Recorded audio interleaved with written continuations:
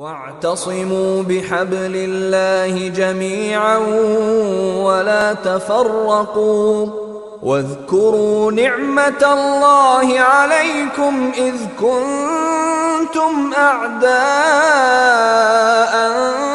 فألف بين قلوبكم فأصبحتم بنعمته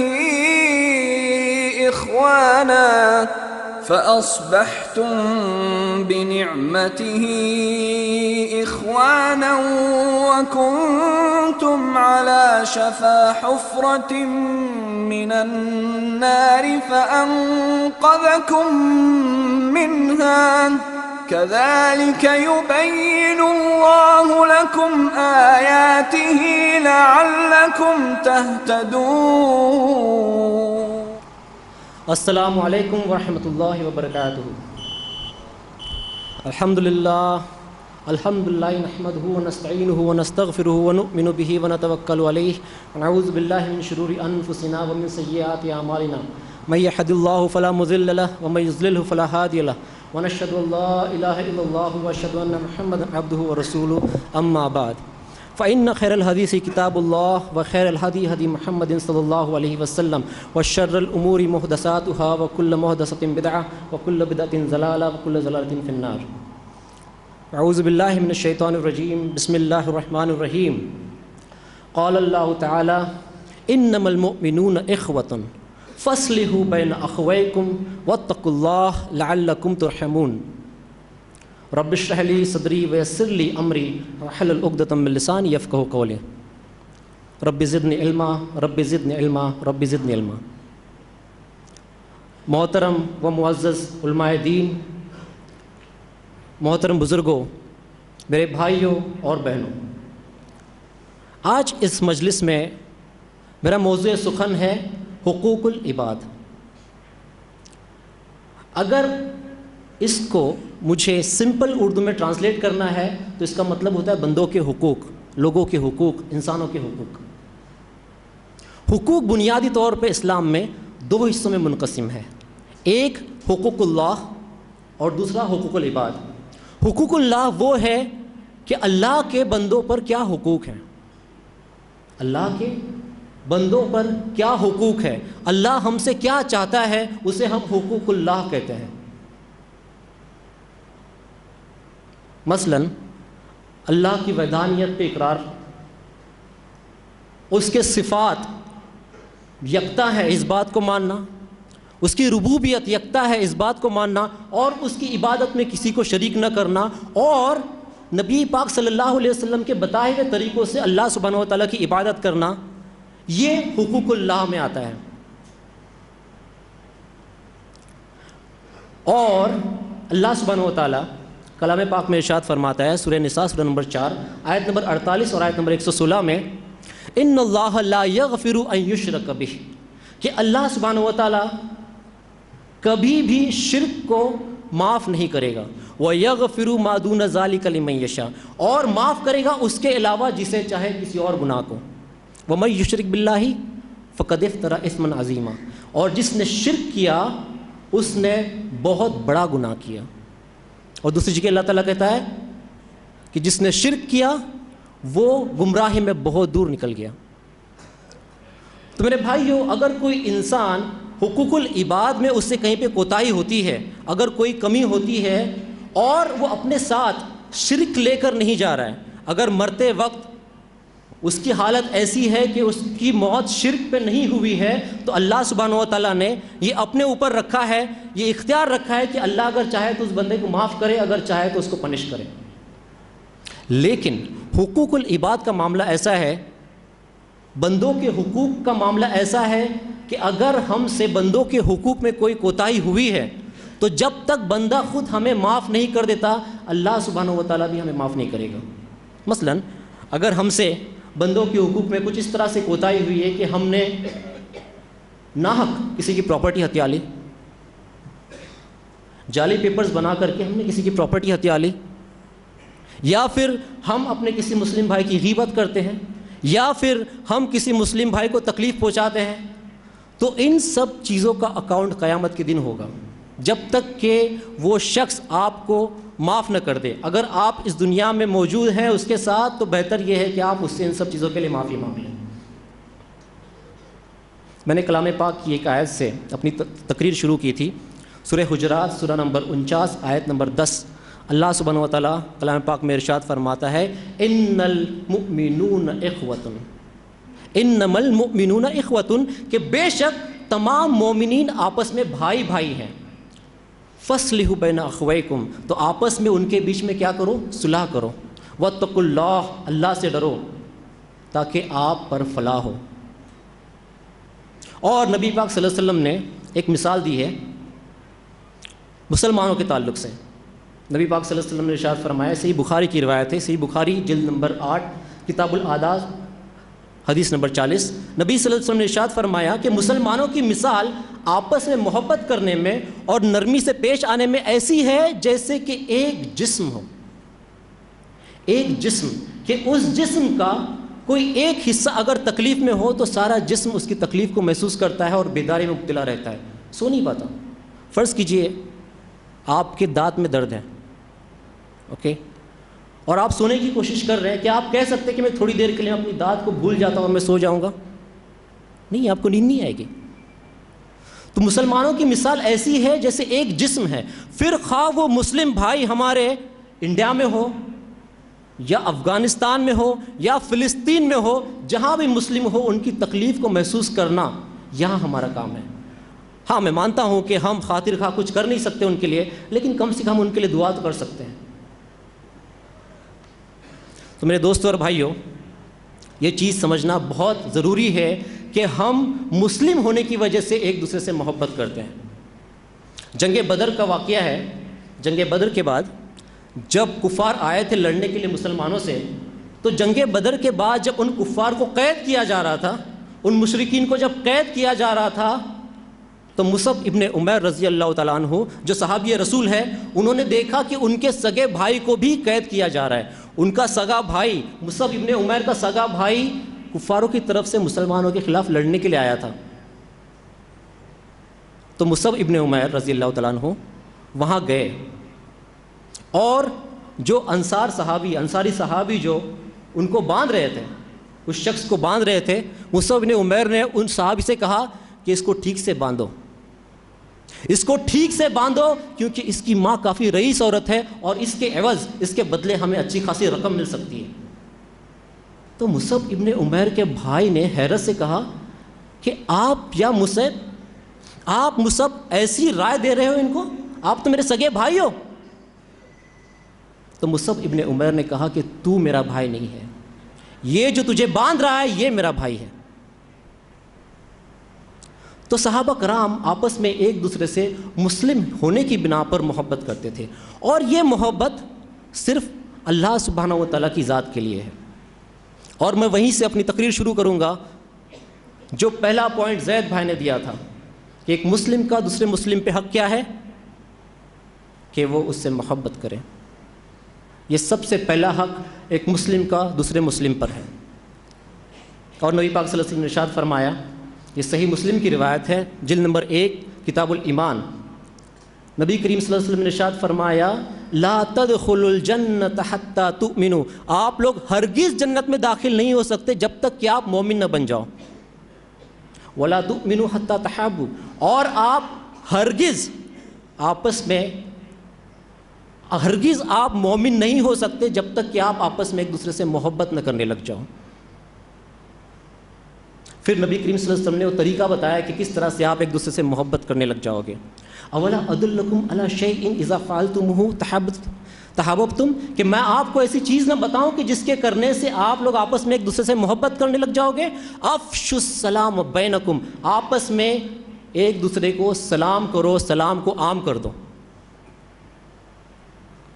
تو جب بھی ہماری ملاقات ہمارے کسی مسلم بھائی سے ہوتی ہے تو ہمیں اسے سلام کرنا چاہیے. اور اگر آپ کو کوئی سلام کرتا ہے تو بٹ نیچرل اس سلام کا جواب بھی ایکسپیکٹ کرتا ہے. اوکے، مان لیا کوئی وقت ایسا ہو کہ آپ کا دھیان نہ ہو اور آپ نے جواب نہیں دیا، وہ اپنی الگ چیز ہے. لیکن اگر کوئی آپ کو سلام کرتا ہے تو آپ کے اوپر یہ واجب ہو جاتا ہے کہ آپ اس کی سلام کا جواب دیں. جو شخص آپ کو سلام کر رہا ہے وہ اس بنا پر آپ کو سلام کر رہا ہے کہ اس کے اوپر مستحب ہے، افضل ہے، بہتر ہے کہ وہ سلام میں پہل کر رہا ہے. لیکن اگر آپ سے سلام کیا جاتا ہے تو یہ آپ کے اوپر واجب ہے کہ آپ اس کے سلام کا جواب دیں. عموماً یہ دیکھا جاتا ہے کہ ہم کہیں بیٹھے ہیں، نکڑ پہ بیٹھے ہیں، راستے کے کنارے کہیں بیٹھے ہیں، اور وہاں سے گزرنے والا کوئی شخص سلام کرتا ہے تو ہم اس کی طرف توجہ دیتے نہیں ہیں. ممکن ہے آپ بزی ہیں کسی چیز میں، آپ کسی امپورٹنٹ ڈسکشن میں بزی ہیں، اس وجہ سے آپ اس طرف دھیان نہیں دے رہے ہیں. لیکن ایک حدیث یاد رکھیں، صحیح بخاری کی روایت ہے، جلد نمبر 3 حدیث نمبر 645. نبی پاک صلی اللہ علیہ وسلم نے ارشاد فرمایا کہ آپ راستے میں بیٹھنے سے بچو. نبی کریم صلی اللہ علیہ وسلم نے صحابہ کرام سے کہا کہ آپ راستے میں بیٹھنے سے بچو، مگر صحابہ کرام نے اپنا جواز پیش کیا، اپنے ریزنز پیش کیے اور کہا کہ ہمیں راستے میں بیٹھنا ضروری ہے کیونکہ وہ ہمارے ڈسکشنز وہاں پہ ہوتے ہیں. تو نبی پاک صلی اللہ علیہ وسلم نے کیا کہا؟ اگر آپ کو راستے میں ضرور بیٹھنا ہی ہے تو راستے کے حقوق ادا کرو، راستے کو اس کا حق دو. کیا حقوق ہے راستے کے؟ راستے کے حقوق یہ ہے کہ آپ اپنی نگاہ پست رکھو، اپنی نگاہوں کو نیچا رکھو اور سلام کا جواب دو، اور راستے سے تکلیف دہ چیزوں کو ہٹاؤ، اور امر بالمعروف کرو اور نہی عن المنکر کرو، بھلائی کا حکم دو اور برائی سے روکو. تو یہ کنڈیشنز اگر آپ فلفل کر سکتے ہیں تو آپ کے لیے راستے میں بیٹھنا جائز ہے. سلام کا جواب دینا بہت ضروری ہے. بسا اوقات ایسا بھی ہوتا ہے جیسا کہ کہتے ہیں نا کہ من میں پہلے سے بغض ہو. کبھی کبھی ایسا ہوتا ہے کہ ہمارے کچھ بھائی آپس میں بات چیت بند کرتے ہیں، قطع تعلق، اور بچپن کی کوئی چیز صرف کسی بدگمانی کی بنا پر کہ فلاں شخص میرے بارے میں برا سوچتا ہے، فلاں شخص میرے بارے میں برا سوچتا ہے، یا ہو سکتا ہے اس نے میرے بارے میں ایسا کچھ کہا ہوگا، اس بنا پر انسان بات چیت بند کرتا ہے، اور یہ سلسلہ چلتا ہے جوانی تک، اور یہ سلسلہ چلتا ہے بڑھاپے تک، یہاں تک کہ انسان کی موت ہو جاتی ہے. میرے بھائیوں، اس طرح سے کرنا الاؤڈ نہیں ہے، اس طرح سے کرنا جائز نہیں ہے کہ آپ کسی مسلم بھائی سے 3 دن سے زیادہ قطع تعلق کریں. اور نبی پاک صلی اللہ علیہ وسلم کی روایت ہے، یہ صحیح حدیث ہے. نبی کریم صلی اللہ علیہ وسلم نے ارشاد فرمایا، صحیح بخاری جلد نمبر 8 حدیث نمبر 254، لا یحل لمسلم ان یحجر اخاہ فوق 3 لیال، کہ کسی مسلم کے لیے یہ جائز نہیں ہے کہ وہ اپنے مسلم بھائی سے 3 راتوں سے زیادہ قطع تعلق رکھے. یلتقیان ویورث ھذا ویورث ھذا، جب ان کا آمنا سامنا ہوتا ہے تو ایک اس طرف دیکھتا ہے، دوسرا اس طرف دیکھتا ہے. جب آمنا سامنا ہو جائے تو ایک اس طرف دیکھتا ہے، دوسرا دوسری طرف دیکھتا ہے. وَخَيْرُهُمُ الَّذِي يَبْدَأُ بِالسَّلَامِ، اور ان دونوں میں بہتر شخص وہ ہے جو سلام میں پہل کرے. آپ نے دیکھا ہوگا اگر کسی کے لیے ہمارے من میں رنجش ہے اور وہ سامنے سے آتا ہوا دکھائی دیتا ہے تو اکثر ہم راستہ بھی بدل دیتے ہیں، یا تو یہ کوشش کرتے ہیں کہ اس کا آمنا سامنا نہ ہو. اور نبی پاک صلی اللہ علیہ وسلم نے کیا ارشاد فرمایا؟ ان دونوں میں بہتر شخص وہ ہے جو سلام میں پہل کرتا ہے. مانا کہ آپ کے دل میں کچھ ہے اس کے لیے، مانا کہ اس سے ہی کوئی غلطی ہو گئی ہوگی، اوکے، لیکن آپ یہاں پہ صرف اللہ سبحانہ و تعالیٰ کی رضا جوئی کے لیے آپ کا دل صاف کریں اور صرف اللہ سبحانہ و تعالیٰ کی رضا جوئی کے لیے اس شخص کو سلام کریں. انشاءاللہ آپ کو اس کا اجر ضرور ملے گا. اگر وہ شخص آپ کے سلام کا جواب نہیں دیتا ہے تو گناہ کا مرتکب وہ ہے. آپ تو کم سے کم اپنی طرف سے اپنی سائڈ کلیئر کر لیں. اور دوسری ایک روایت ہے سنن ابو داؤد کی، جسے بخاری کی شرط پہ روایت کیا ہے، یہ صحیح روایت ہے. نبی پاک صلی اللہ علیہ وسلم نے ارشاد فرمایا، لا یحل لمسلم ان یحجر اخاہ فوق 3، کسی مسلم کے لیے جائز نہیں ہے کہ وہ اپنے مسلم بھائی سے 3 دن سے زیادہ قطع تعلق رکھے. فمن حجر فوق 3 فمات دخل النار، اور اگر 3 دن سے زیادہ بیت گئے اور اس کی موت اس کے اوپر ہو گئی، دخل النار، تو اس کا ٹھکانہ جہنم ہے.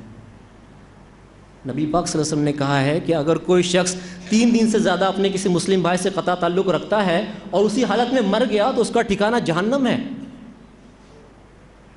قطع تعلق رکھنا یا قطع تعلق کرنے کی اجازت کچھ صورتوں میں علماء نے دی ہے کہ اگر کوئی آپ کا مسلم بھائی مان لیجئے گناہوں پہ گامزن ہے اور بار بار گناہ کیے جا رہا ہے، آپ کے لاکھ سمجھانے کے باوجود بھی وہ گناہ کا راستہ نہیں چھوڑ رہا، تو اس کو پنشمنٹ کے طور پر آپ اس سے بات چیت بند کر سکتے ہیں 3 دن سے زیادہ.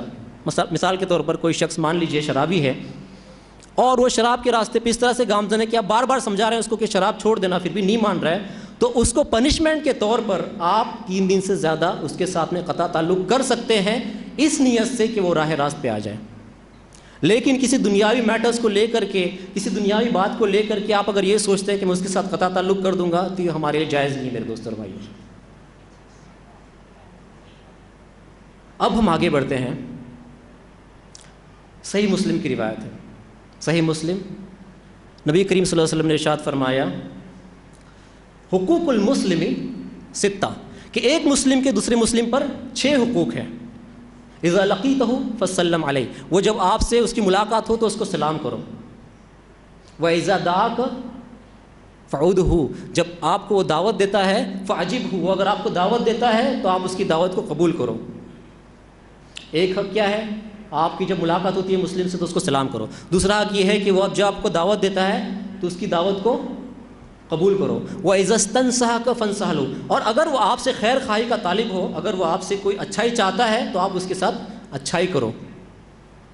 وَإِذَا عَطَسَ فَحَمِدَ اللَّهُ فَشَمِّتْهُ، اور اگر وہ چیختا ہے اور الحمدللہ کہتا ہے تو اس کے جواب میں آپ کو یرحمک اللہ کہنا ہے. یہ چوتھا حق ہے.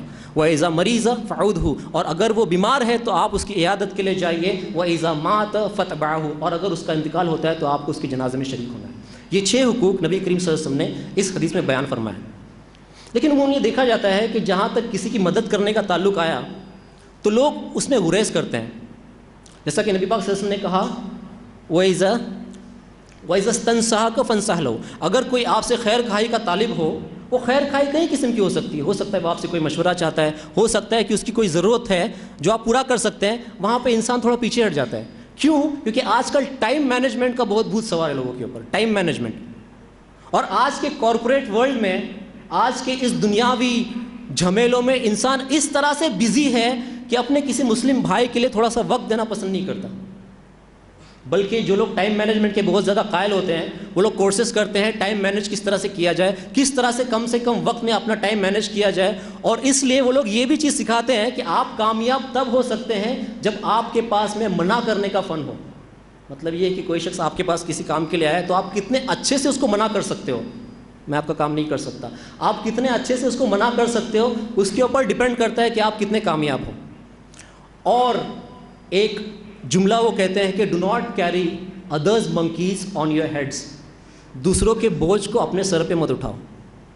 ہو سکتا ہے ان سب چیزوں سے آپ کو اس کارپوریٹ ورلڈ میں کامیابی مل جائے، اس دنیا میں آپ کو کامیابی مل جائے، لیکن اگر کوئی مسلم شخص آپ کے پاس اپنی پریشانی لے کے آ رہا ہے اور اگر آپ اس طرح سے سوچتے ہیں کہ میں اس کی مدد نہیں کروں گا تو آخرت میں آپ کو کامیابی نہیں ملے گی میرے دوستوں. صحیح مسلم کی روایت ہے، حدیث نمبر 622، نبی کریم صلی اللہ علیہ وسلم نے ارشاد فرمایا المسلم اخوہ المسلم، کہ ایک مسلم دوسرے مسلم کا بھائی ہے. لا یظلمہ ولا یسلمہ، وہ نہ تو اس پہ ظلم کرتا ہے اور نہ ہی اس کو دشمنوں کے حوالے چھوڑ دیتا ہے. کیا کہا نبی صلی اللہ علیہ وسلم نے؟ کہ ایک مسلم دوسرے مسلم کا بھائی ہے، وہ نہ تو اس پہ خود ظلم کرتا ہے اور نہ ہی دشمنوں کے حوالے چھوڑ دیتا ہے.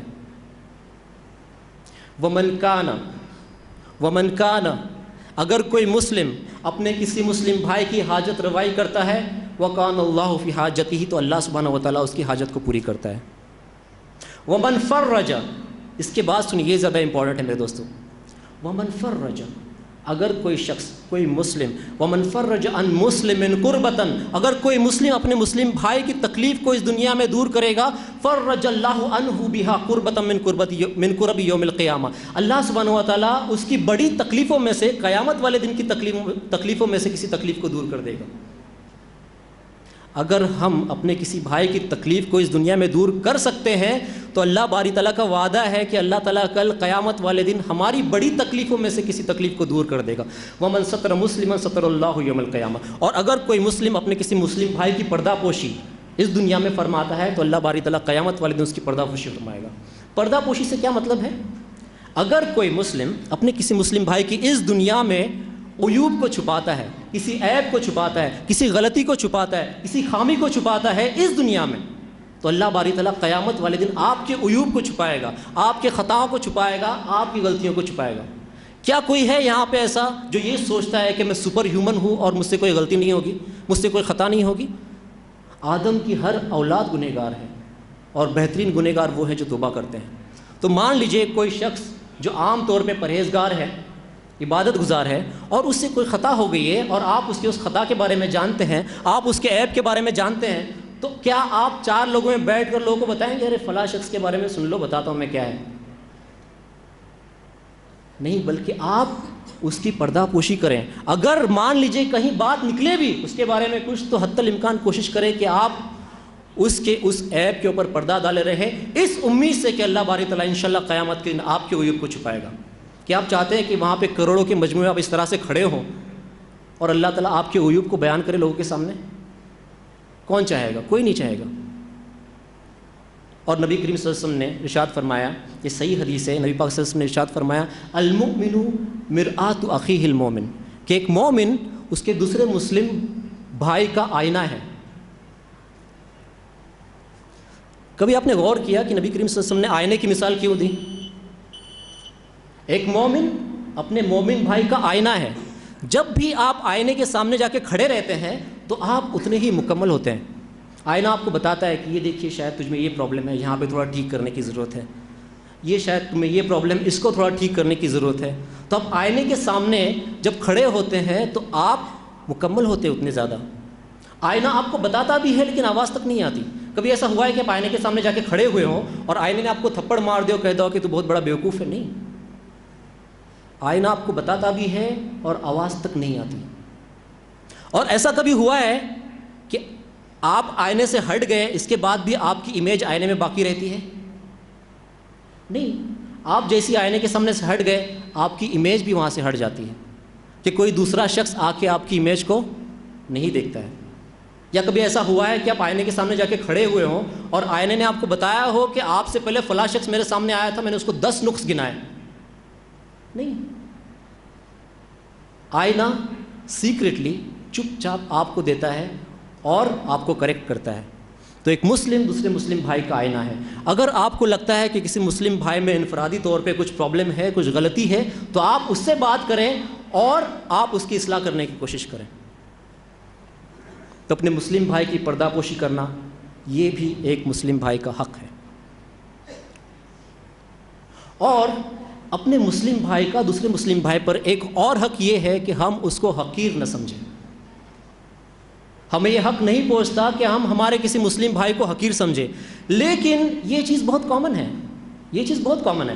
دیکھنا، روپے کی بنا پر حقیر سمجھنا، اگر کوئی شخص امیر ہے کوئی شخص غریب ہے تو امیر کی زیادہ عزت کی جاتی ہے اور غریب کی کم عزت کی جاتی ہے۔ نہیں، یہ چیز بہت کامن ہے۔ مان لیجئے کوئی شخص فائنینشلی بہت پاورفل ہے، پولیٹیکلی ویل کنیکٹڈ ہے، اوکے، تو اس شخص کو لوگ جا کے سلام کریں گے السلام علیکم، اگر وہ مڑ بھی جائے دوسری طرف سے جا کے پھر سلام کریں گے السلام علیکم۔ کوئی غریب شخص اگر راہ سے گزر رہا ہے، اس نے سلام کر لیا السلام علیکم، تو اس کا جواب وعلیکم السلام۔ ہم کوئی احسان نہیں کر رہے ہیں اس کو جواب دے کر۔ اور وہی مان لیجئے انفلوئنشل کوئی آدمی جا رہا ہے اور سلام کر رہا ہے تو اس کا جواب کتنا زوردار نکلا، وعلیکم السلام، وعلیکم السلام۔ سن لیا ایک بار اس نے، پھر بھی وعلیکم السلام۔ میرے بھائیوں، اس طرح سے پارشلٹی کرنے کی اجازت ہمیں نہیں ہے۔ نبی کریم صلی اللہ علیہ وسلم نے ارشاد فرمایا بِحَسْبِ امْرِئٍ مِّنَ الشَّرِّ أَن يَحْقِرَ أَخَاهُ الْمُسْلِمَ، کہ کسی مسلم کے گنہگار ہونے کے لیے یہ کافی ہے کہ وہ اپنے مسلم بھائی کو حقیر سمجھے۔ یہ گناہ ہے، اور صرف پیسے کی بنا پر ہی لوگ حقیر نہیں سمجھتے۔ الحمدللہ یہاں پہ تو پیسے کے بنا پر حقارت، جیسا مان لیجئے شادیوں میں دعوت دینی ہے تو چنندہ لوگوں کو دعوت دی جائے، ولیمے میں دعوت دینی ہے تو چنندہ لوگوں کو دعوت دی جائے۔ الحمدللہ ہمارے یہاں پہ ایسا چلتا نہیں ہے کیونکہ چھوٹا سا گاؤں ہے، سبھی لوگوں کو دعوتیں دی جاتی الحمدللہ۔ لیکن کچھ جگہ ایسے بھی ہیں جہاں دعوت دینے کے ٹائم پہ بھی چن چن کے دعوت دی جاتی ہے کہ فلاں کو دعوت دی جائے تو بڑا لفافہ آئے گا، اس کو دعوت دے کے کیا فائدہ۔ یاد رکھیں، اللہ باری تعالیٰ کلام پاک میں ارشاد فرماتا ہے سورہ حجرات سورہ نمبر 49 آیت نمبر 13 میں، یا ایھا الناس، اے انسانوں، انا خلقناکم من ذکر و انثی، کہ ہم نے آپ کو ایک مرد اور عورت کے جوڑے سے پیدا کیا۔ تمام انسان آدم علیہ السلام کی اولاد ہیں۔ وجعلناکم شعوبا وقبائل، اور آپ کے کنبے اور قبیلے بنا دیے، لتعارفوا، تاکہ آپ ایک دوسرے کو پہچانیں۔ ان اکرمکم عند اللہ اتقاکم، اور اللہ کی نظر میں مقرب بندہ وہ ہے جس میں تقویٰ ہے. اللہ کی نظر میں مقرب ہونے کے لیے پیسہ ضروری نہیں ہے. ہو سکتا ہے آپ جس کو حقیر سمجھ رہے ہیں وہ اللہ تعالیٰ کی نظر میں آپ سے زیادہ مقرب ہو. دوسری ایک چیز جو دیکھی جاتی ہے وہ ہے کہ کسی کا سرنیم آپ کو پسند نہیں آتا. کوئی سید ہے تو کوئی کچھ اور ہے. اب سرنیم کی بنا پر کسی کو حقیر سمجھنا میرے بھائیوں یہ کہاں کا انصاف ہے. اور کبھی بیٹھے بیٹھے ذکر کرتے ہیں تو کیسے ذکر کرتے ہیں سرنیم کا آپ سب جانتے ہیں, میں دہراؤں گا نہیں. ارے اس کی بات چھوڑ, وہ تو اعوذ باللہ, جیسے کچھ قبیلہ ہوتا ہے نا دالدی کہتے ہیں, ارے وہ تو دالدی مالدی ہے, استغفر اللہ. آپ کو کس نے اختیار دیا ہے کہ اس طرح سے آپ حقارت میں کسی کا ذکر کریں؟ کیا صرف آپ کے سید ہونے کی بنا پر؟ میں معذرت چاہتا ہوں اگر اس مجلس میں کوئی سید ہے تو میرا اشارہ ان کی طرف نہیں ہے, میں ایک جنرل کمنٹ کر رہا ہوں. کوئی بھی شخص کیا صرف سید ہونے کی بنا پر جنت میں جائے گا؟ نہیں. آپ کیا سمجھ رکھے ہیں کہ آپ سید ہیں اس لیے آپ جنت میں جائیں گے اور فلاں شخص کا وہ سرنیم ہے اس لیے جنت میں نہیں جائے گا؟ کسوٹی کیا ہے؟ تقویٰ. ان اکرمکم عند اللہ اتقاکم. اللہ کی نظر میں قریب شخص وہ ہے, مقرب وہ ہے جو کیا ہے؟ متقی ہے.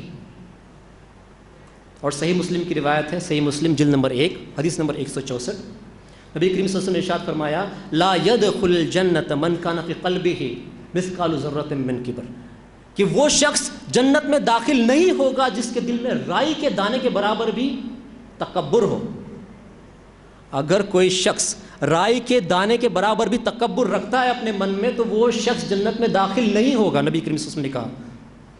فقال رجل, تو ایک شخص نے کہا, نبی کریم صلی اللہ علیہ وسلم سے ایک شخص نے پوچھا اپنے ڈاؤٹس کلیئر کرنے کے لیے, ان الرجل يحب ان يكون ثوبه حسنا ونعله حسنا, کہ کوئی شخص اس بات کو پسند کرتا ہے کہ اس کے کپڑے اچھے ہوں اور اس کے جوتے اچھے ہوں.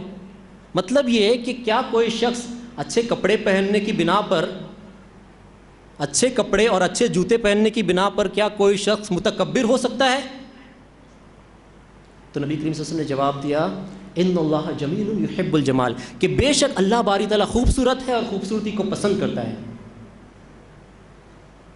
تو شریعت کے حدود میں اور شریعت کے دائرے میں رہتے ہوئے کوئی انسان جو رولز اینڈ ریگولیشنز دے رکھے ہیں کہ آپ کو کس طرح کا کپڑا پہننا چاہیے, کس طرح کا نہیں پہننا چاہیے, ان سب چیزوں پہ عمل کرتے ہوئے کوئی انسان خوبصورت لباس پہن سکتا ہے, خوبصورت جوتیاں پہن سکتا ہے, اس سے اس کا تکبر ظاہر نہیں ہوتا. پھر نبی کریم صلی اللہ علیہ وسلم نے کہا الکبر بطر الحق و غمط الناس, تکبر کیا ہے؟ حق بات کا انکار کرنا اور لوگوں کو حقیر سمجھنا. کبھی یوں بھی ہوتا ہے جب انسان اسکول کے سٹیجز میں ہے, کالجز کے سٹیجز میں ہے, اس عمر میں انسان آپس میں اپنے دوستوں کو حقیر سمجھتا ہے رنگ کی بنا پر, اور ذکر کرتے ہوئے کیسے کرتا ہے؟ او وہ کلو,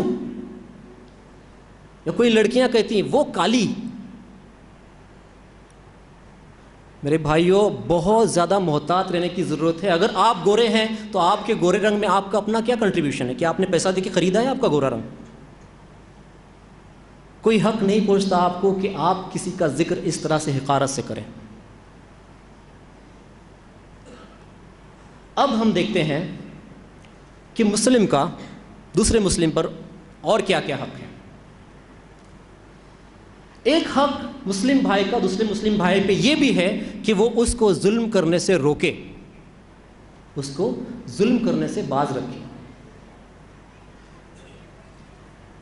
اور نبی کریم صلی اللہ علیہ وسلم نے ارشاد فرمایا, صحیح بخاری کی روایت ہے جلد نمبر 3 حدیث نمبر 624, نبی کریم صلی اللہ علیہ وسلم نے کہا انصر اخاک ظالما او مظلوما, کہ اپنے بھائی کی مدد کرو بھلے وہ ظالم ہو یا وہ مظلوم ہو.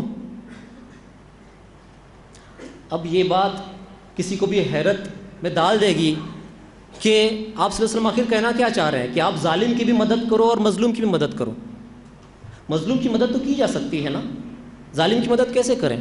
فقال رجل, تو ایک شخص نے کہا انصرہ اذا مظلوما, کہ کوئی شخص اگر مظلوم ہے تو اس کی مدد کرے, سمجھ میں آتا ہے.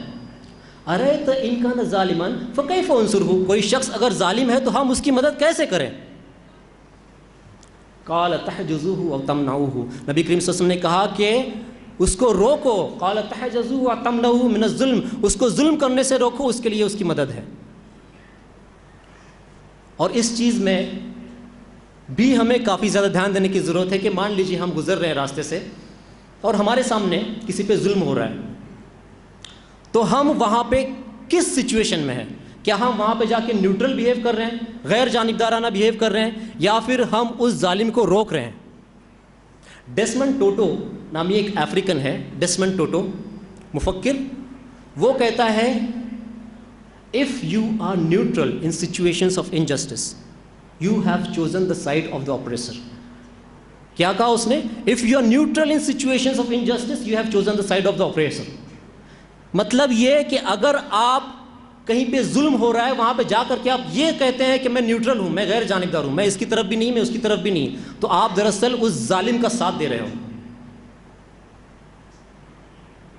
اور صحیح مسلم کی روایت ہے، کافی فیمس روایت ہے، صحیح مسلم جلد نمبر 1 حدیث نمبر 79، نبی کریم صلی اللہ علیہ وسلم نے کہا من رأى منکم منکرا فلیغیرہ بیدہ، اگر آپ کسی برائی کو دیکھتے ہو تو اس کو اپنے ہاتھ سے روک لو.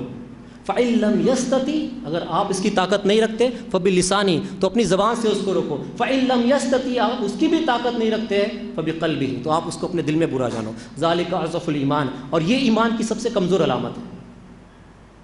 کبھی یوں بھی ہوتا ہے نا کہ ہم کسی بھائی کے زہد اور تقوی کی بہت تعریف کرتے ہیں، ہم کہتے ہیں کہ فلاں شخص تو گھر سے لے کر کے مسجد تک، مسجد سے لے کر کے گھر تک، نہ کسی کی ایک میں نہ کسی کی دو میں، بالکل یوں. اوکے دیکھیے، اپنے کام سے کام رکھنا ایکچولی بہت اچھی پالیسی ہے، انسان کو چاہیے کہ اپنے کام سے کام رکھے، لیکن یہ جاننا بھی ضروری ہے کہ آخر انسان کا کام ہے کیا. کیا کوئی انسان یہ کہہ سکتا ہے کہ فلاں شخص پہ ظلم ہو رہا ہے، یہ میرا کام نہیں ہے کہ میں وہاں پہ جا کے اس کو روکوں گا؟ نہیں. امر بالمعروف اور نہی عن المنکر یہ بہت اہم فریضہ ہے میرے دوستوں اور بھائیوں، اس کو پہچاننے کی بہت ضرورت ہے. اب ہم آگے بڑھتے ہیں انشاءاللہ اور یہ دیکھیں گے، اب تک ہم نے یہ دیکھا کہ انسانوں کے، مسلمانوں کے آپس میں جنرل حقوق کیا کیا ہیں. اب ہم یہ دیکھیں گے کہ انسانوں میں سب سے زیادہ حقوق کس کے ہیں، انسانوں میں سب سے زیادہ حقوق کس کے ہیں. صحیح بخاری کی روایت ہے، صحیح بخاری جلد نمبر 8 کتاب الآداب حدیث نمبر 1. ابن مسعود رضی اللہ تعالیٰ عنہ نے نبی کریم صلی اللہ علیہ وسلم سے سوال کیا کہ یا رسول اللہ، اے رسول اللہ، کون سے اعمال ہیں جو اللہ کے نزدیک بہت زیادہ محبوب ہیں؟ تو نبی کریم صلی اللہ علیہ وسلم نے جواب دیا الصلاۃ علی وقتہا، نماز کو اس کے وقت پہ ادا کرنا. پھر انہوں نے پوچھا پھر کون سا؟ تو نبی صلی اللہ علیہ وسلم نے جواب دیا بر الوالدین، والدین کے ساتھ حسن سلوک کرنا. پھر اس شخص نے پوچھا پھر کون سا؟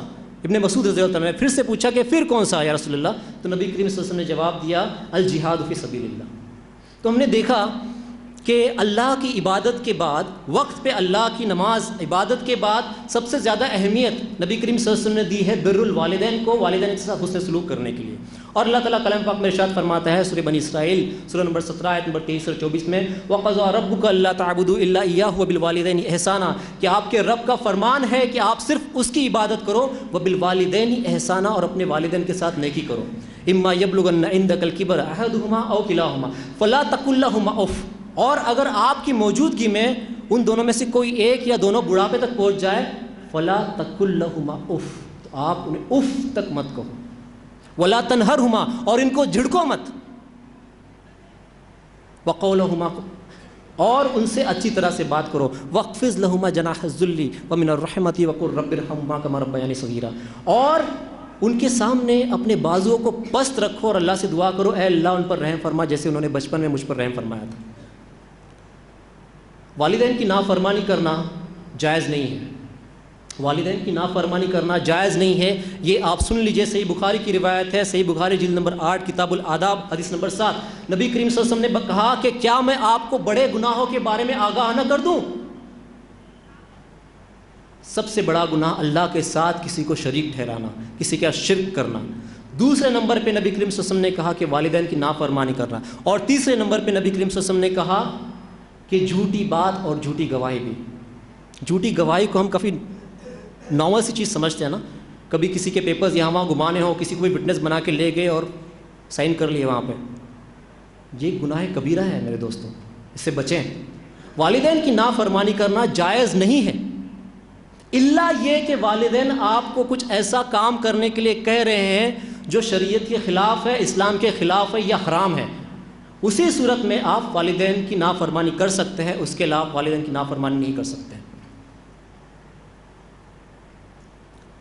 اور والدین میں سب سے زیادہ حق کس کا ہے؟